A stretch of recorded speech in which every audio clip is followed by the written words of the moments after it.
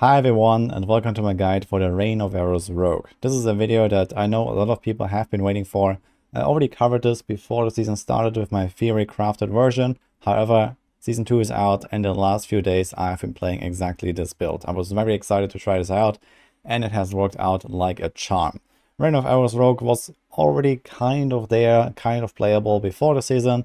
However, with the buffs to the World of Arcane unique, with the general game changes, with crit being less important now, for example, and dots being massively buffed these days, this setup just has won a lot in this patch, and it actually turned out to be a really good build. I've been killing Lilith with this, and this is absolutely not a boss killer build, and you see the damage is still pretty decent here. And I've been farming T109 dungeons with this, with the full setup, and that was also working pretty well. So overall, it's a great build. It's not like the best build ever. However, it is super fun to play and something completely different from any of the other Rogue gameplay styles. You have this massive AoE nuke with Rain of Arrows that just destroys everything in its path, even all the way up to T100 Nightmare Dungeons. You can cast the skill and it will obliterate elite packs on its own, basically.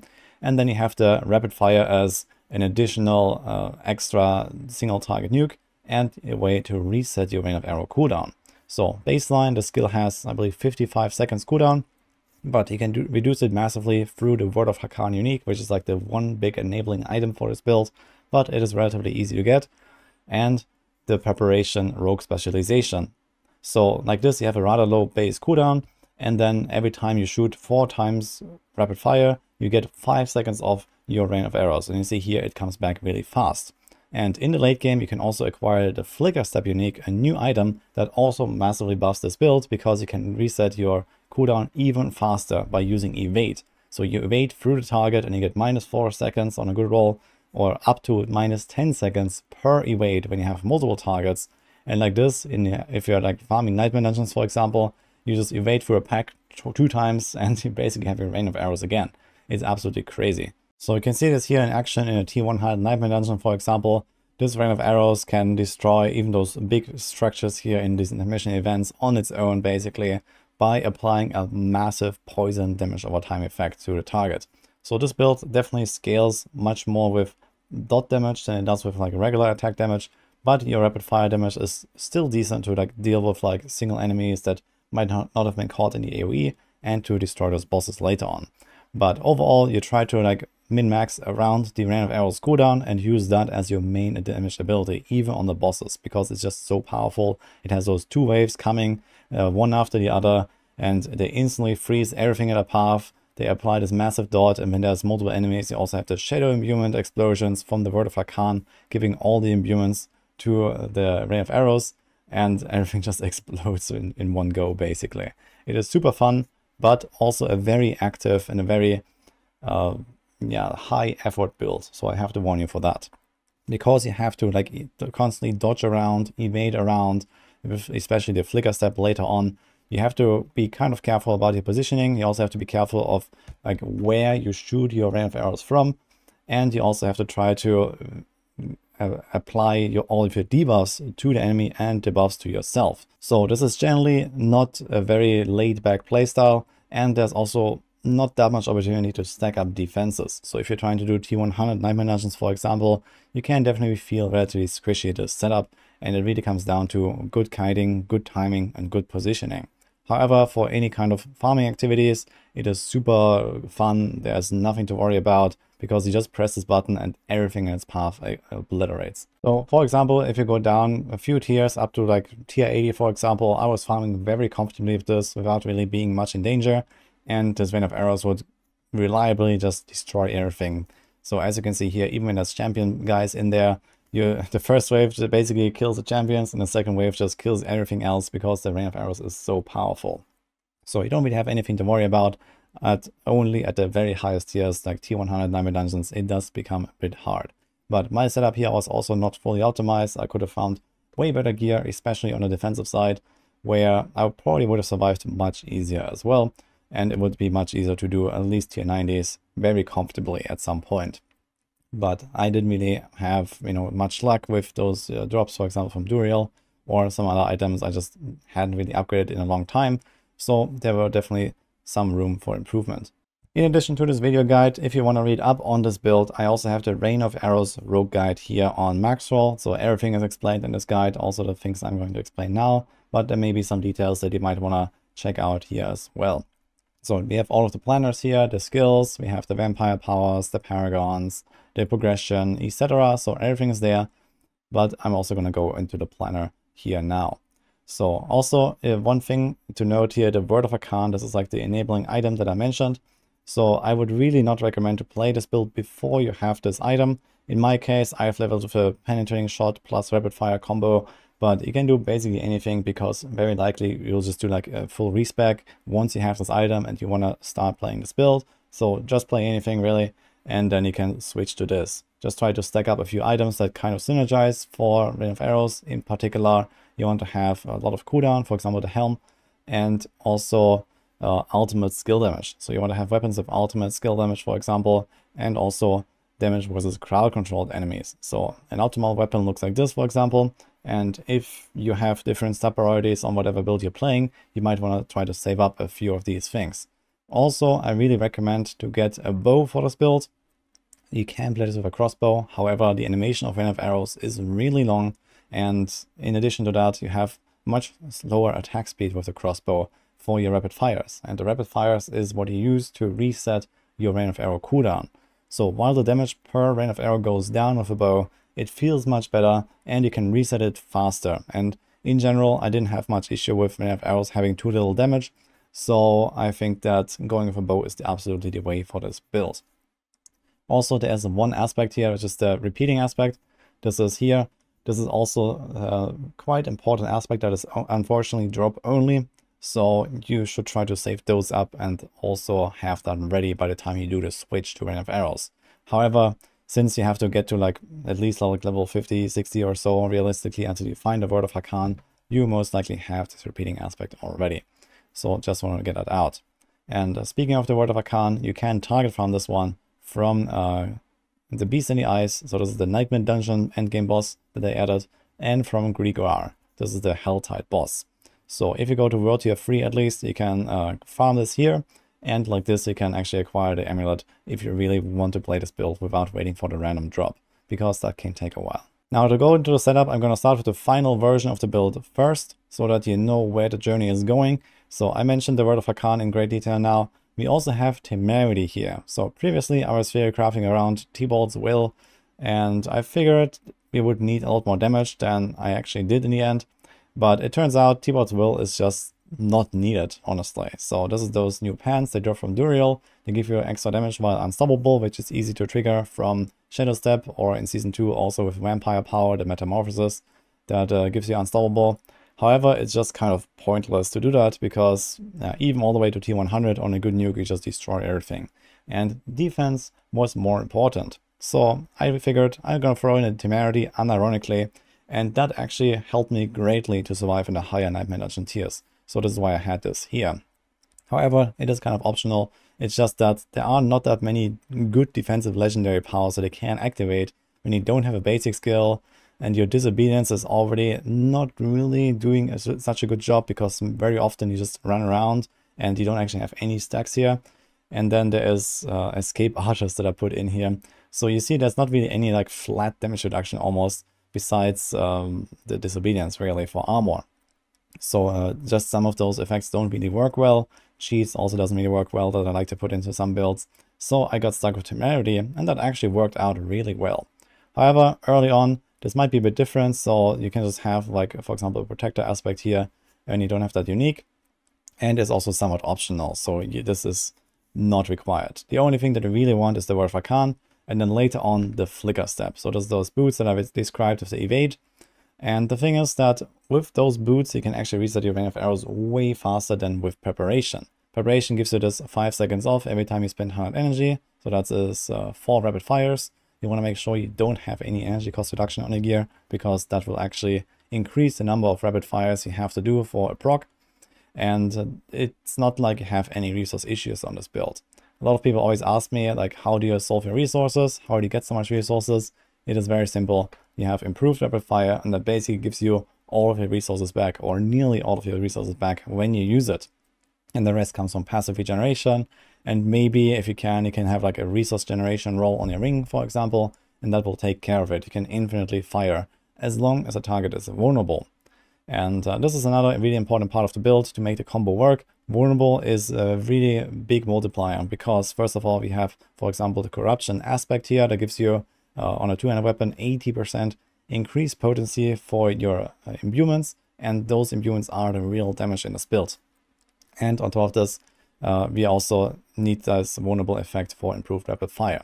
So one way to trigger this is the exploit glyph. So we have that here on the Paragons. Early on in the progression, this is actually switched to a different board. Right here on the second board, like the first one you attach, you can put the exploit glyph there and activate it before you level it up to 15, where it increases in radius.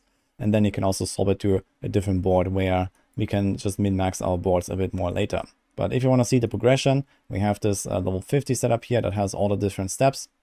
It's also the same as in the guide. So when you go down to the Paragon boards, you see here the different steps, and you see exploit glyph is in a different spot. A few glyphs basically swap the position as you progress and as you level them up to 15, because you can min-max the setups more of the bigger radius. But this is a very important vulnerability effect. And the other way to trigger vulnerability in this build is in Season 2, we have the vampire powers. So there's Prey on the Weak. This gives you extra vulnerable damage first of all, and enemies are vulnerable while they're affected by the vampiric curse. And you can trigger this from two separate ways. Number one is the Accursed Touch. So it's just a lucky hit effect that you apply the vampiric curse when you attack. So this is what I used early on. And later, when I had Flicker Step, I changed this to Metamorphosis. And with Metamorphosis, you just evade through the target, which also has better synergy with the Flicker Step. This is why I did that.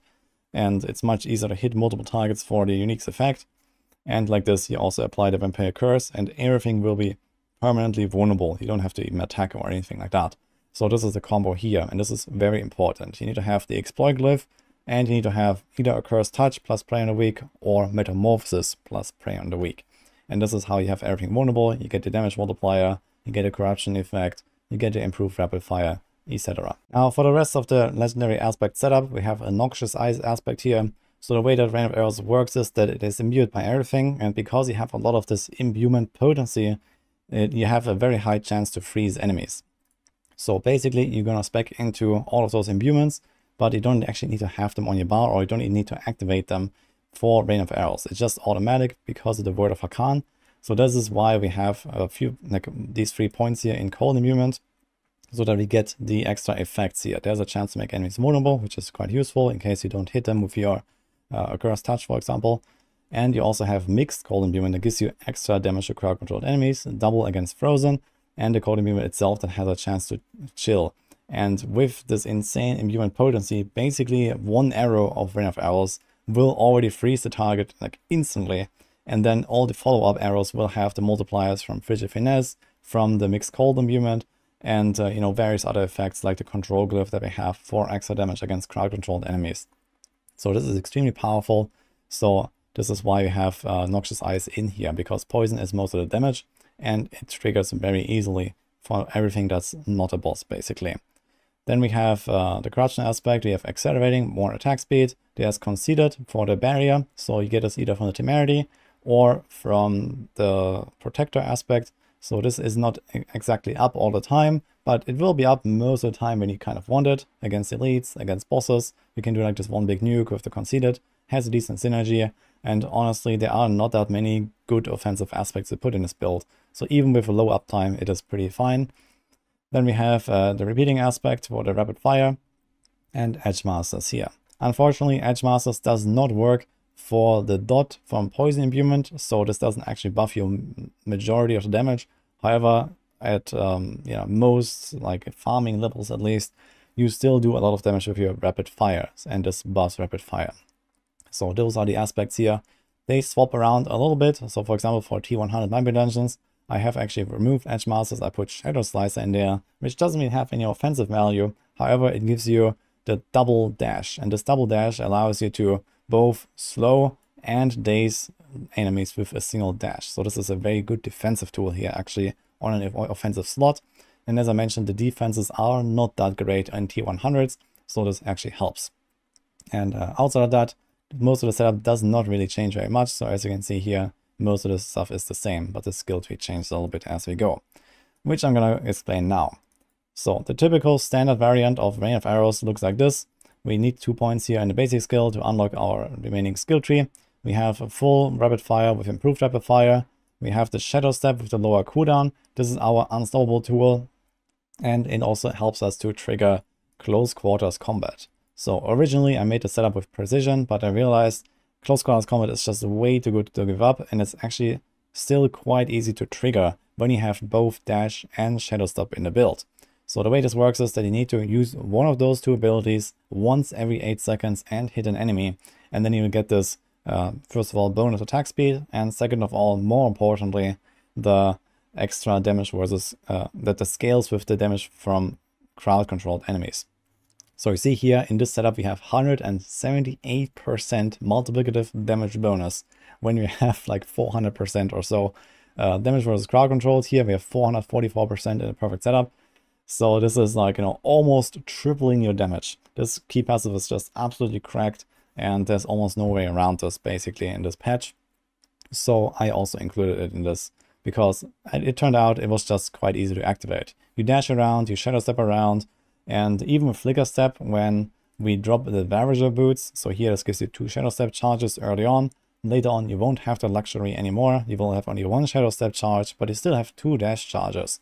And the good thing is with preparation, we actually reset those all the time. So while you don't have the second shadow step, you get faster resets because once you have flicker step, you have more Rain of Arrows, resetting all of your skills. And like this, it's really easy to just keep up close quarters combat all the time. And the marksman portion of it is obviously up by default because of your rapid fire or your Rain of Arrows. So you only have to worry about the cutthroat, use one of those 2 skills every 8 seconds, and you're totally fine. So this is why we have both of these skills here. Then we have the imbuements. We mostly focus on the poison imbuement here. You see this is a rank 12 poison imbuement. We get 3 from the amulet, we get 4 from the helm.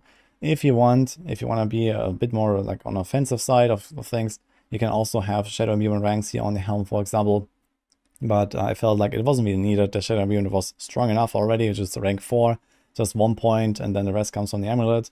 And you have this extra imbuement potency from various sources anyway that just destroys. But shadow imbuement helps a lot to clear out those packs.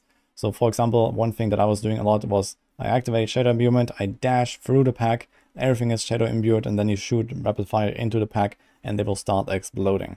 So this is kind of like a chain reaction that you can provoke that way. Or you can also just like shadow imbue your rapid fire, shoot into the pack, and you can just like explode your way one by one through the pack as well. So both of that works. And for Rain of Arrows, of course, it's automatic. And then you have the poison here that you can use for a single target nuke for your rapid fire. And that is like the massive damage for Rain of Arrows. And here, cold imbuement, I explained earlier, this is just an extra multiplier for your Rain of Arrows. So same with the Frigid Finesse. This allows you to just get like, another double or so damage or almost triple damage because of this cold imbuement, because of this extra potency. Like in total, we have like 80% on the weapon, and we have 20% from a glyph, from the efficacy glyph, and Rain of Arrows also has 30% extra potency. So you have almost triple the power for your imbuements when you use Rain of Arrows with the final setup. So basically what this means is that this 20% first of all gets doubled against Frozen, that's 40, and then this gets almost tripled. So just from mixed cold imbuement, you do like more than double damage basically. And then comes Frigid Finesse, and then the poisons are stronger, and it scales really crazily basically with this imbuement potency. So this is very important to have a high roll on. And finally, down here we have the Rain of Arrows in the skill tree. So we get this imbuement potency that I mentioned, we get the knockdown, and we have the skill itself. So this is like a really nice package because you just press the button, it will automatically knock down everything is safe, and then they get frozen, and then, well, if they ever survive, then they don't do anything. But most of the time, nothing survives. There are no survivors on this build. And the rest is just, random passives here. So we have defensive passives, the offensive passives. So it's just a bit more damage here that you can pick up. You can technically swap around a few of these because you don't really need that much damage in most cases. So for example, exploit passive can be removed a little bit or so. But this is kind of up to you. Now, if you want to level up this build, then you might have to switch it up a little bit here because we don't have Word of Hakan here in this level 50 setup when you have only the Codex powers. So in this case, I suggest you play a combo point build and don't actually play Rain of Arrows. But we go with Puncture, we go with yeah, basically the same combo with Dash and Shadow Step and Close Quarters Combat and the 2 imbuements. But like this, you can kind of just like shoot through packs on your own. You could throw in a Rain of Arrows in this setup technically, but you would have to give up one of the imbuements probably to make that work. And then you have to manually imbue your Rain of Arrows to you know, get the effect, either the poison for the elite damage or the shadow for the AoE damage. So that would technically work, but I think it will be kind of clunky and just not really that good. So I would suggest just play like a combo point rapid fire build until you have your Word of Hakan, or just play any other build. So there are some tweaks here if you want to try to make this work right from the start. So here's like the full Codex setup where we have a few synergizing effects for combo points like rapid, like expectant power and these kind of things. So you can go check it out here. Now finally, for the tier 100 Nightmare Dungeons, I did do some other tweaks for the setup here. So I removed mostly a few passives, and we also removed both imbuements on the bar. So if you look at this here, we have the Shadow and the Poison usually in the standard setup, but for the high Nightmare Dungeon tiers, I decided to go as defensive as possible, and this has actually worked out really well. So here we have the Smoke Grenade, we can instantly daze enemies, and this allows you to just like daze a pack and then evade through them, for example, to get your Flicker Step procs. And like this, you press a Rain of Arrows and then you evade again, and you get it back really fast and quite safely. So this is really helpful. And then we have the Dark Shroud here, where we get extra damage reduction. And because of preparation, again, you reset those skills all the time. So it was not really necessary to go for the imbuements myself for my rapid fire. Instead, I just relied much more on Rain of Arrows on the higher tiers, and we could have those extra defenses. And we just removed like a few damage passives here that didn't really matter all too much. Now for the Paragon setup, it looks like this. So we have a 6 board setup where we have 5 glyphs. So one really important note to get here is the Eldritch Bounty. So the way this works is that you get a 20% multiplicative damage buff when you use an immune skill. And with Word of Hakan, your Rain of Arrows actually gets all 3 types. You get Cold, Shadow, and Poison. And all of these apply to the Rain of Arrows itself. It's a triple buff for Rain of Arrows. So this is absolutely cracked. So this is like, you know, almost double damage basically because of the multiplicative nature of these effects. Because the Rain of Arrows actually counts as all 3 damage types. However, it also has a downside. For example, when you have Nightmare Dungeons that have enemies take less shadow damage or enemies take less poison damage, etc. I believe that all of the damage of Rain of Arrows is also affected. So this is something to take note of basically when you do those higher tiers. However, I did do a tier 100 Nightmare Dungeon with minus 60% poison damage taken for enemies, and I almost didn't feel it. So that's how strong it was. But Eldritch Bounty is really cracked. In this setup here in particular, I have it as the last board, and if you don't really do like very high-end content, you're totally fine without it. However, if you want, you could do like a little Paragon swap. I didn't include that in the setup now, but for example, you can go here on the second board and then just, for example, go out there and attach Eldritch Bounty here. And later on, you can do like a bit of a respec and just put it as the last board. Because we don't really pick up anything of importance here, just the Eldritch Bounty node itself. And it's much better to double your extra Paragon rare nodes from other boards. So this one is just a tiny bit of additive damage that doesn't really matter too much. So the order of the boards matters a bit because the stat requirements rise per board.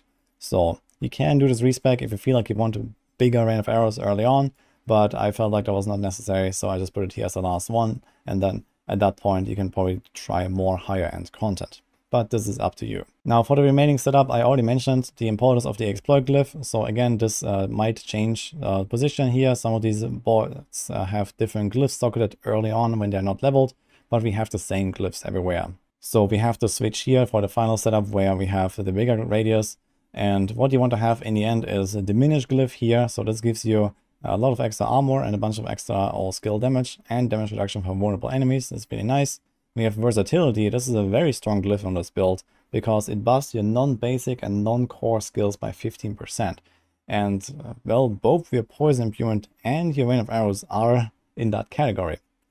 So this means you get a double buff for your Rain of Arrows yet again from using Versatility Glyph. This is also a reason why it's so powerful. I tested this and it actually does increase it by more than 30% because you get both effects like 1 for each skill basically. Then we have the control glyph. This is a very powerful glyph here because of close quarters combat synergy. This gives you the same damage to crowd controlled enemies that you want to stack up on your items for the close quarter combat passive. So this is why it's there. And also we have the extra damage to frozen enemies. Really powerful. We have the efficacy glyph. This says that it's not meeting the requirement, but it's just a bug in the planner. We have the intelligence here and here. So this is active. And you get a bunch of extra life and damage. It's kind of nice. And then the 20% potency. And finally the exploit glyph there.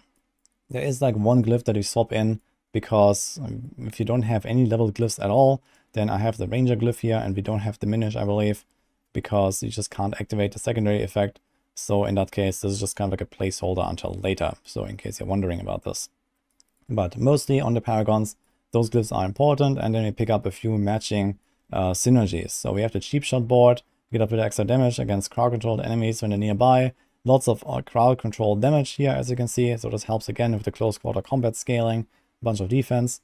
And then we have the no witness board here. There's life, damage, more damage, and then the no witness legendary node. We use ultimate skill here and we stack ultimate skill damage. So this can give us another multiplier here.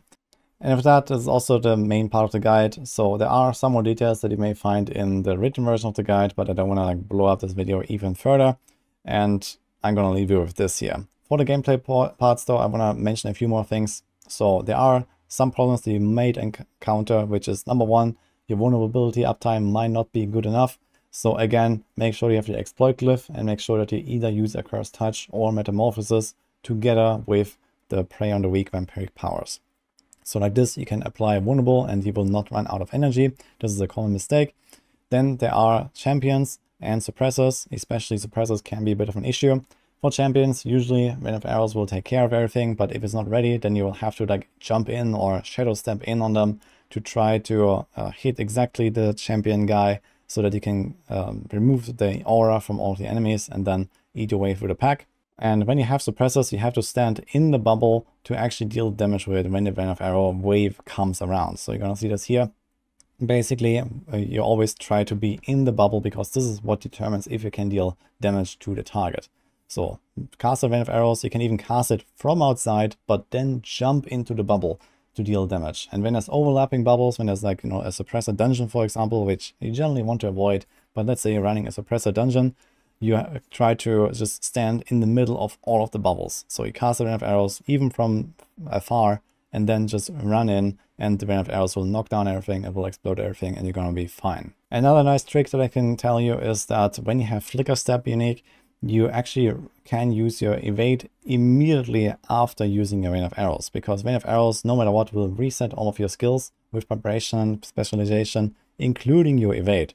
So the way that I usually play this is that I try to make a pull and then I press Rain of Arrows and then I immediately evade, because number one, you get the cooldown reset, and also number two, you get the vulnerable from the Metamorphosis power. And then usually after the evade, I would like dash around or would shadow step around, and this really quickly resets your evade again. And like this, you can do like 1 or 2 evades on a pack before it's actually completely gone. And you can reset your Rain of Arrows for the next pack in most cases. Or when it's not fully reset, you can try to walk in there and again do like an evade through the pack, and you have your Rain of Arrows ready. So this is kind of the combo that I use most of the time, especially when it was safe to do so. And on the higher tiers, you might have to be a bit more careful, maybe evade around on like smaller packs, you know, try to do a bit more in a controlled manner. And that's it for the Rain of Arrows guide. I hope you have a lot of fun with this build. I certainly had. This is definitely one of my favorite builds I've played in this game so far. It's really cool, and I can just recommend you, if you like something else on the Rogue, go check this out. And with that, I'm gonna leave you. Wish you good luck with the remaining Season 2, and see you guys next time.